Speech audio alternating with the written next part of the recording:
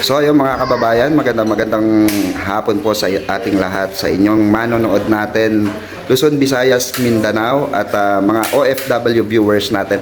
Andito po tayo ngayon sa bahay ni Daddy Frankie upang makadaupang palad siya at ma-personal interview na rin regarding nga sa mga nagtre-trending po na usapin hinggil nga po kay Kuya Oliver at kay Nana Ansing, di ba? Yung mga marites diyan, alam naman natin 'yan. So, maya-maya lamang ay maririnig po natin ang panig ni Daddy Frankie hinggil po dito sa mga siguro dapat niyang sagutin. Ayan.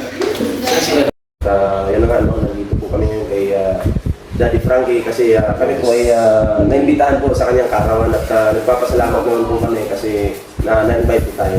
Siyempre, kahapon, ang daming kaganapan sa karawan ni Daddy Frankie. Talagang lahat po ng mga vloggers, nandito po. No? Talagang sumusuporta po sa Team Daddy Frankie. At nagpapasalamat naman ako kasi yung mga vloggers kasi na yun, iba-iba yung content. At nakita naman po natin kahit iba-iba po yung content ng mga vloggers, masaya po at nagkakaisa. So nandito po tayo ngayon sa bahay ni Daddy Frankie.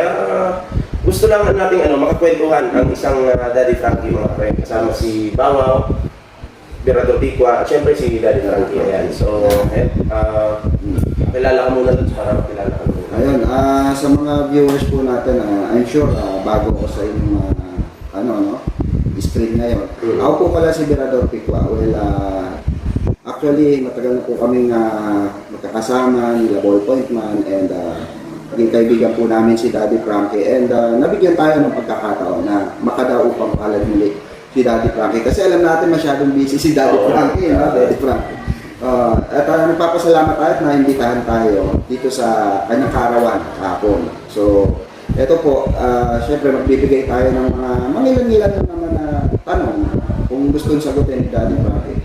Well, unang ko, Daddy Frankie. Bago yan. Si Bawo po pala. Ito yung pogi ng Candelaria. Pakilala ka muna po.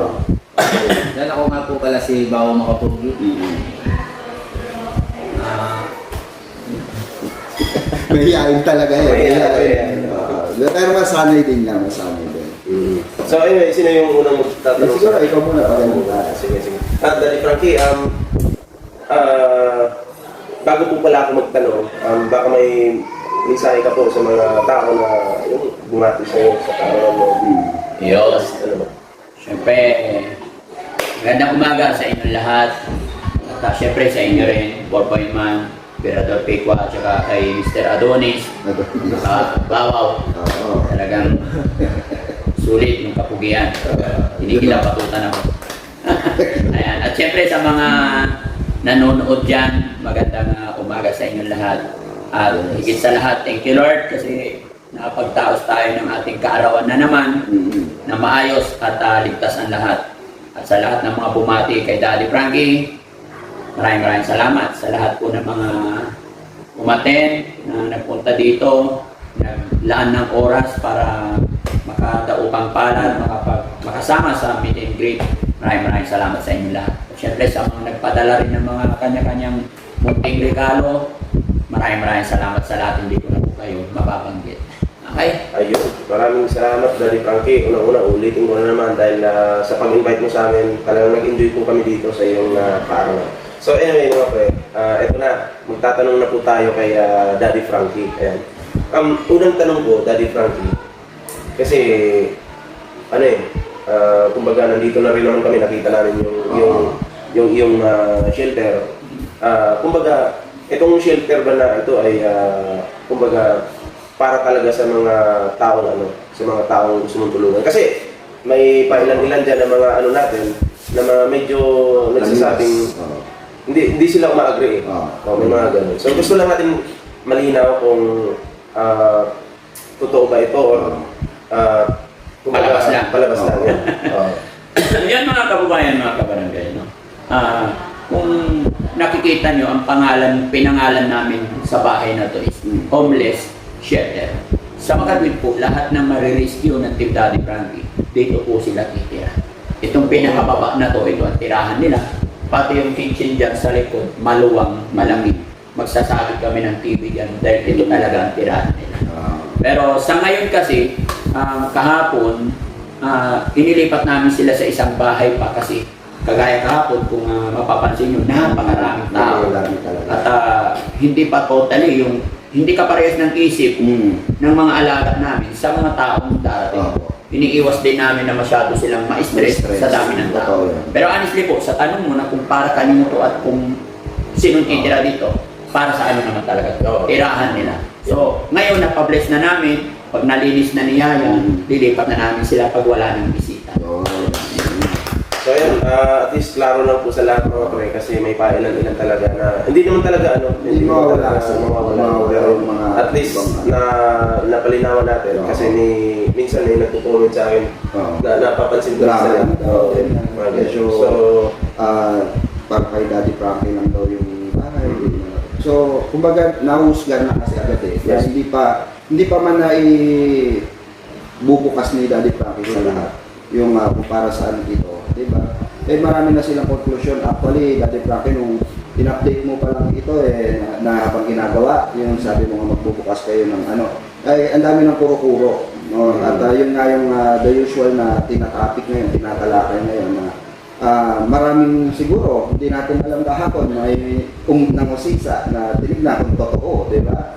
Oo. di mawala pero masaya naman tayo kasi feeling ko, nakita ko masaya lahat nagkakaisa. Kanya-kanyang ano man, kanya-kanyang pag-vlog kasi Oo. di naman po lahat charity vlogger yung Yes. invited. Oo. Basta may kanya-kanya comedy, may Tulad ni, Brother Keeper. Oo, nandito pa. Comedy. So, na-entertain niya yung mga tao dito at invited po yun ni Daddy Frankie. So, anyway, ayan. Bago magtanong si Pawaw, may tanong ka ba kayo? Yes, Daddy Frankie, kasi maraming maraming na-touch talaga sa buhay na ibinahagi mo sa tao. Maraming na-touch sa buhay ni Kuya Oliver. Ano pa po ba yung mga the usual na plano yung gawin para sa agaran or tuluyang development or recovery ni Kuya Oliver na baka gusto nyo may share sa ating mga kababayan na gusto ng update yan? Yung plano kay Kuya Opo. Oliver. Sa ngayon kasi, kay Kuya Oliver, talagang focus muna kami sa kanyang paggaling. So kung may mga plano man, may iniisip ako, hindi ko pa pwede basta-basta sasabihin officially. Kasi hinihintay ko na si Kuya Oliver mismo yung gumaling. Pag si Kuya Oliver na mismo ang magaling, gusto ko kasi yung i-offer ko is mag-a-agree. Kahapon, nakita ko kung ano si Oliver noon, nakakulong lang kumakain ng madumi. Tapos kahapon, nagpakita sa tao. Oo, no? Oo, kumaway pa eh. Kumbaga, So, nakakatawa yun. talagang iba yung dating ni Aralbe. Talaga maraming- Oo, yung improvement talaga na andun na no? Kaya ang daming masaya. Oo. Oo, at marami ring na-touch talaga sa... Actually, si Kuya Oliver parang masasabi natin yung talagang masterpiece no? So, anong mensahe mo dun sa mga taong duda pa rin sa kabila ng ginagawa mo sa kay Kuya Oliver? Siguro naman from day one na makilala natin si Kuya Oliver up to now na nai-upload ko naman yung bawat nangyayari sa mga taong hindi pa rin naniniwala is hindi ko na sila kayang pakialaman pa. Nasa kanila ngayon. Kasi gaya ng sinabi ko, from day one nakita natin si Kuya Oliver up to present is wala nang rason para magpaliwanag pa ako. Oo. Para kuhain ko pa yung yung paniniwala nila. Mahirap nang ipilit sa tao yung ganun. Maybe ganun talaga pag-unawa nila, paniniwala nila. Pero ang mahalaga sa akin, mas marami pa rin sigurong naniniwala sa nagawa. Yes, totoo. May saka grabe yung grabe yung nakitang transition tapos grabe ruin mo, bumabati na siya, nakapaglakad na ng diretso, alam na niya na maraming tao sa paligid niya. Unlike before na parang takot siya talaga na malapitan ng tao. Ngayon, kahapon nga, binati ko siya. Hello, Kuya Oliver, kamusta? Ayos lang po ako. Hello po. Bumabati na siya. So, regular na, kumbaga regular na yung routine na nagagawa niya, mga kababayan. Dahil syempre sa pag-aasikaso ng Team Daddy Frankie, Mm. especially sa gabay ni Daddy Frankie. Ano ba yung mga the usual na routine na ginagawa ni Kuya Oliver? Dito naman, siyempre, nakikita nyo, oo, malaki na ng pagbabago.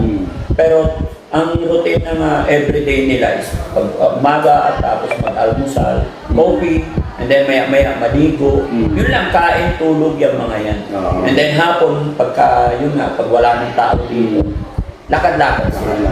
Pero syempre, iniingatan talaga namin sila na pag maraming tao, sinisecure namin sila sa magandang lugar. Kasi hindi po pwedeng maya-maya kung sino-sino yung nakasalamuha. Kasi iniiwasan din natin na mag-iba. Kasi yung pangangalaga pa rin sa kanila, parang mga bata yan. Di ba? Tinuturuan sila ng maganda, maayos. Ganun lang po. Bali parang Parang yung ano nila, parang yung privacy. Yes, hindi basta-basta in-open sa public. Kasi the usual pagka may mga ganyang senaryo, nai-invade mo yung privacy nila kasi may bibisita, di ba? So, ayun, baka kasi hindi rin alam ng mga kababayan natin, baka yung iba ma-offend. Nakakaranas na ba kayo nun, Daddy Frankie, na minsan may pumupunta rito para lang makita si Kuya Oliver? Minsan pag kagaya kahapon, yung mga bisita natin especially, lalo na pag kilalang-kilala sila Kuya Oliver, papakita naman na, nagpapapicture naman sila. Pero yung all the time na kasama sila, ina-aware namin.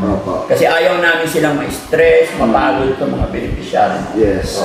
Pero yung mga kakilain na good way, na makikipag-usap pa siya, welcome. Pero yung mga outsider na napadaan lang or what, yun ang inaayawan namin. Okay. So, Para lang sa kalaman ng lahat. Opo. So, ayun, meron ka bang itatanong kay Daddy Frankie? Nice. Baka may gusto kang itanong. Huwag lang chicks ha. Wag lang yung chicks. Ngayon lang ako, may tanong Ah. Daddy Frankie na Ano yan? may tanong lang ako.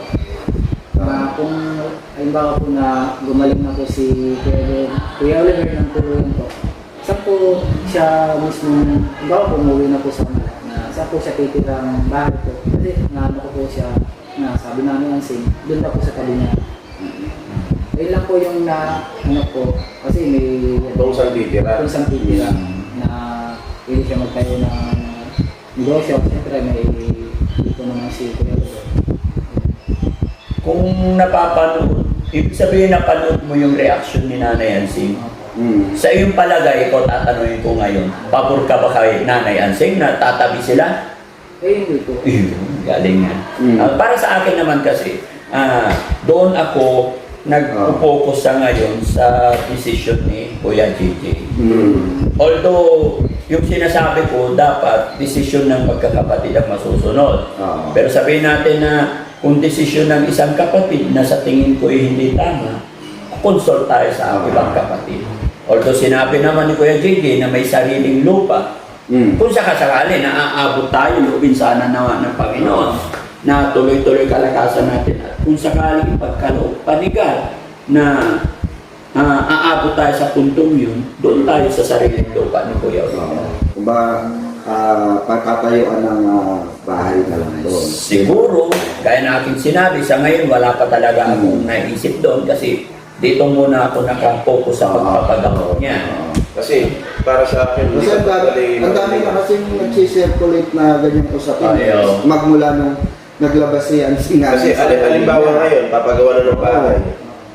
Hindi pa naman, wala pang alam si ano doon, si Oliver. Oo, kumbaga hindi pa Parang wala wala si pa. Oliver sa gano'n. Ang alam lang niya as super siya, nagpapagaling siya. So, maganda po yung plano ng Team Daddy Frankie kasi ang target po talaga ngayon, 100% na makabalik na si Oliver sa kanyang totoong sarili. Which is good. Which is good mga kababayan. Kasi tama, nagigets ko yung punto ni Daddy Frankie rito mga kababayan na wag muna tayong jump into conclusion. Kumbaga, i-take for granted natin kung ano yung meron ngayon. Kumbaga, mag-focus tayo ron huwag tayo magmadali dahil kung ipagkakalog nga naman ng Diyos yan, di ba? Magdedire-diretso yan, magtutuloy-tuloy po yan mga kababayan sa mga darating na panahon at yung mga development na gusto natin makita kay Kuya Oliver, di ba? So, ayan, Daddy Frankie, ano po ba yung mensahe nyo doon sa mga parang nambre-brainwash ba kay Nanansing na kesyo dapat sa poder mo si ganito kasi nagbasa ako ng mga comments dun sa reaction ni Nanansing na yun nga dapat nga raw sa poder na. Ano ba mga mensahe mo rin sa mga taong pa rin? Para sa akin kasi si Nanay Ansing, hindi ko masyadong pinag-iintindi. Hindi ko lang talaga siya pwedeng barahin kasi hindi naman tayo ganon. Hindi ko pinag-iintindi kasi nasa akin pa rin naman ang control kung papayag tayo sa kagustuhan niya. No? At alam ko rin naman na karamihan sa mga viewers at nagmamahal kay Kuya Oliver is hindi sila pabor sa lahat ng gawa or attitude ni Nanay Ansing. Kaya hindi ko pinoproblema yun. Kasi isa rin natatalakay ngayon o pinag-uusapan sa social media itong parang nai-spoiled mo daw si Nana Ansing. Yan, Di ba? Speaking of spoiled, ito na. Hindi naman ito tanong. Gusto lang natin makuha yung reaction ni Daddy Frankie. Kasi siya yung naiipit dito. Kasi ganito po yung mga pre. Kukunin natin yung reaction ni Daddy Frankie dito. Hindi po ito tanong.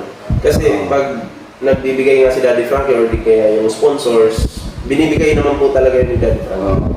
At yung mga may pailan-ilan na medyo ayaw, huwag nang bigyan, gano'n. So, si Daddy Frankie naiipit po sa gitna. So, baka meron kang reaction doon ni Daddy Frankie.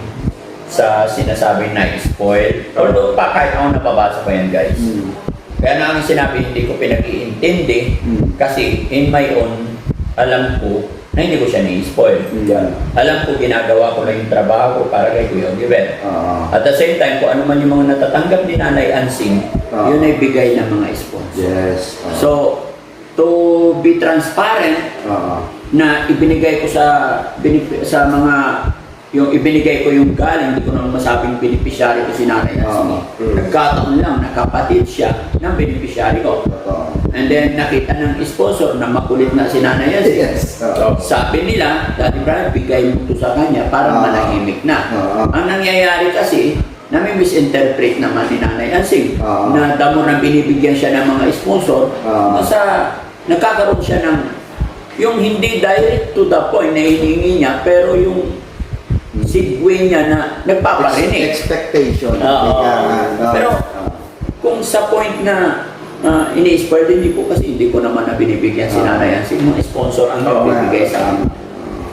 Di ba mga kababayan? Para lang sa kaalaman yun, di ba? Kasi parang naiipit kasi sa sitwasyon si Daddy Frankie, mga kababayan. Ang hirap naman sa sitwasyon ni Daddy Frankie na ang totoo yun, di ba? Sponsor naman Masabi ko lang pala, pangit naman po kung binigay ng sponsor tapos hindi papawag ni Daddy Frankie. Medyo mahirapan po si Daddy Frankie. Kasi ang mga sponsor nasa malalayang lugar. Pangit naman kung message ko, mga kaibigay ko na po kay Ansing. Di ba? So, saan ang proof? Kaya nga po tayo, vlogger tayo. May video tayo. At yun din yung aking evidence na naibigay. Yung proof, diba? Dapat po siya, transparent. Kasi ang Team Daddy Frankie po, kung nanonood po kayo simula noon, From the very beginning. ano po sila, transparent po sila. Transparent Ganyan po na sila talaga sa si kanilang Daddy mga... Frankie, di ba? Ever since, talaga.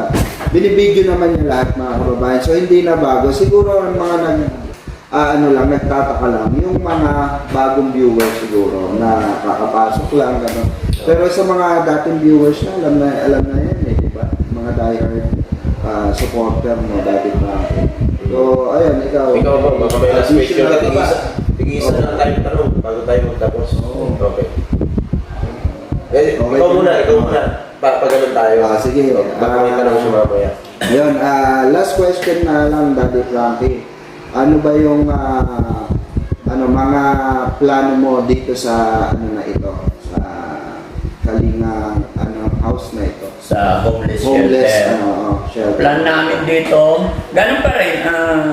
Sa lahat po ng marirescue natin, Oo. kasi ang strategy naman talaga ng Team Daddy Frankie, hindi naman for life na ina-adapt natin sila. Mm. Dahil hindi naman tayo malaking company. Yes. Team Daddy Frankie ay isang samahan lang po yan na maliit na samahan, Mm. which is ako yung nagiging head nila. Mm. At tutulong lang po kami sa mga kababayan natin na nangangailangan ng tulong. At bago naman namin sila nire-rescue, is naipag-ugnayan kami sa kanilang mga pamilya. Pamilya. Hindi naman natin sila basta-basta kinukuha na without permission para iwas tayo sa problema later Yes. on. Pero kung yung plano, before pa naman na itayo ito is, ang plano talaga is dito namin sila aalagaan. At the same time, sa taas, parang nandyan yung mga vlogger natin, dyan ang edit namin. Tapos dito, ito yung pinaka-tirahan nila. Tirahan nila. Ganun lang po. So, ikaw ba, may pagkatapos mo magtanong, may tatanong ka? Nahiya pa si Bao. Nahiya yun eh. Pag namumula yan, nahihiya no? Pero huwag kang mahiya kasi ano naman tayo kumbaga, lakasan mo lang yung loob mo na kapalan mo yung mukha mo. Alam mo, makapal yung mukha nila nahiya lang siya. Manipis katawan. Manipis ka. Pero mukha, makapal. makita ka naman. Mag-hi ka muna. Hello. Hi ka muna lahat. Basta po. Pakita mo yung kapugian. Oh, yeah. Daddy Frankie, hindi rin ito yung isusunod ko dito. Hindi rin ito tanong, pero kasi matindi yung ginagawa ng Team Daddy Frankie, lalo na sa mga tinutulungan ninyo na kayo papaligo, sa mga pasintabi lang po sa kumakain, yung mga dumi nila, kayo yung nag-aasikaso, gano'n. Paano nyo kinakaya yun? Yung gano'n? Kasi hindi lahat ng tao kaya yun. Yung gano'n. Sa akin kasi nangingibabaw lagi yung pagtulong talaga. At saka masaya ako sa ganito. Gusto ko kasing aywan ko, parang ichina-challenge ko rin yung sarili ko na gusto kong tulungan talaga yung mga sinasabi ng ibang pamilya like Kuya Oliver na para sinukuan na ng pamilya. Correct. Yun yung gusto ko china-challenge yung sarili ko. Kaya syempre, nung una, hirap din. Pero sa lagi mo nang ginagawa, parang normal. Importante naman, may after ng trabaho, hugas ka, magsalot ka, mag-alcohol. Alam ko, that's it. So, yun mga pre, no? Kumbaga, ang Team Daddy Frankie, kasi kung nangingimbabaw yung pandidiri mo, hindi sila seryoso sa kanilang ginagawa. Pero kita naman po natin, seryoso sila. At saka may mga lahat po ng tinulungan ng Team Daddy Frankie ay gumaling po talaga. Yes. Ayan na. At sasagutin ko rin po yung mga nag-comment dyan. May nabasa akong comment na bakit ang Team Daddy Frankie ganun para sa iba kasi wala daw mga pabahay. Ang Team Daddy Frankie po, iba yung goal sa goal ng iba. Kasi ang Team Daddy Frankie, Kakaroon ng comparison. tinutulungan nila is yung mapagaling yung tao. At ina-adapt nila yun. Pag okay na, katulad ni Tintin, bumalik na sa kanilang bahay. So at least nakatulong po ang Team Daddy Frankie. Yun. So kanya-kanya po nang diskarte yung kung sila pabahay man, okay naman yun, wala akong masama doon. Goods yun. Ang Team Daddy Frankie mga pagtulong po sa mga sa mga karapat na patulungan na nawawala po sa sarili. Yun din po yung gawain nila na ang goal nila mapagaling at pag magaling na babalik na po sa pamilya. Yun po. Yun. Ikaw ba? Baka may last question ka bago tayo magtapos. Wala na siyang may tanong. Wala na may tanong. Ako na lang may tanong. Ayun, baliktad natin. Kasi napupugian talaga ako sa'yo. Ano bang vitamins mo? Ayun. Ano ba ito? Sikreto. Gin. Wala. Kasi ano, isa rin sa nakakapagpapogi, yung nagtitake tayo ng mga vitamin, gumanda yung katawan, nabansagan na ikaw daw yung pinaka-pogi sa kanila. Kaya kayo ng pangalan ng channel niyo. Oo. Kaya balita ko din, Daddy Frankie, lahat ng mga matatanda sa Candelaria, kung makita siya, laglag panty. Ay, gano'n. Sana all na lang. Ayun.